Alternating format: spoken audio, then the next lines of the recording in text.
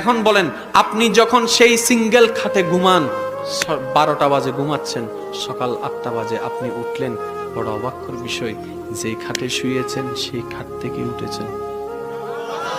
এবার আপনি আয়নাতে ব্রাশ করতে করতে আয়নার সামনে সামনে নিজেকে একটু ভাবতে লাগলেন, আমি ঘুমাই গেলে লুঙ্গির খবর থাকে না, আমি ঘুমাই গেলে পাশের খবর থাকে না, আমি ঘুমাই গেলে অ্যালার্মের কোনো খবর থাকে না। কিরে ভাই, আমি তো ডান কাতও হয়েছি বাম কাতও হয়েছি, 12টায় ঘুমাইয়েছি ডান কাতে, সকালে উঠেছি তখন বাম কাতে, তার মানে আমি রাতভর ডান কাত বাম কাত ডান কাত বাম কাত হয়েছি।